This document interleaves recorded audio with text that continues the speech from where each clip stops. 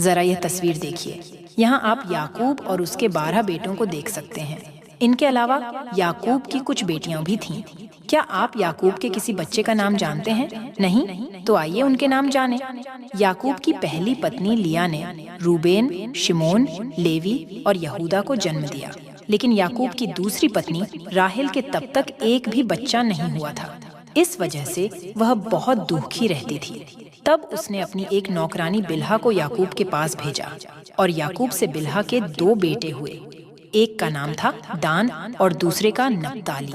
फिर लिया ने भी अपनी एक नौकरानी जिल्पा को याकूब के पास भेजा। जिल्पा ने 2 बेटों को जन्म दिया, गाद और आशेर। इसके बाद लिया के 2 और बेटे हुए जिनका नाम था इस्साकार और ज़बूलून। आखिर में राहेल भी माँ बनी। उसने अपने बेटे का नाम यूसुफ रखा। यूसुफ आगे चलकर एक बहुत बड़ा आदमी बना। हम उसके बारे में आगे की कहानियों में और ज्यादा सीखेंगे।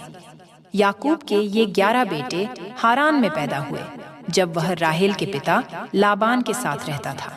याकूब की कुछ बेटियां भी थीं, लेकिन बाइबल में सिर्फ एक का नाम दिया गया है, वह है दीना। एक दिन याकूब ने तय किया कि अब वह लाबान के साथ नहीं रहेगा, वह वापस कनान देश जाएगा।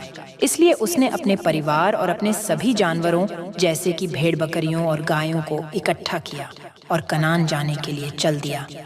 कनान देश पहुंचने के कुछ समय बाद याकूब का परिवार एक जगह से दूसरी जगह जा रहा था कि तभी रास्ते में राहेल ने एक और बेटे को जन्म दिया। उस वक्त राहेल को बहुत दर्द हुआ और वह मर गई, लेकिन बच्चा बिल्कुल ठीक था। याकूब ने उसका नाम बिन्यामीन रखा। हमें याकूब के 12 बेटों के नाम याद रखना चाहिए, क्योंकि उन्हीं से इज़राइल जाति बनी। इज़राइल के 12 गोत्रों के नाम याकूब के 10 बेटों और यूसुफ के 2 बेटों के नाम पर रखे गए। याकूब के लड़के पैदा होने के कई सालों बाद तक याकूब का पिता इसहाक जिंदा था। जब इसहाक अपने सारे पोतों को देखता होगा तो उसे कितनी खुशी होती होगी। लेकिन अब आइए देखें कि इसहाक की पोती दीना के साथ क्या हुआ।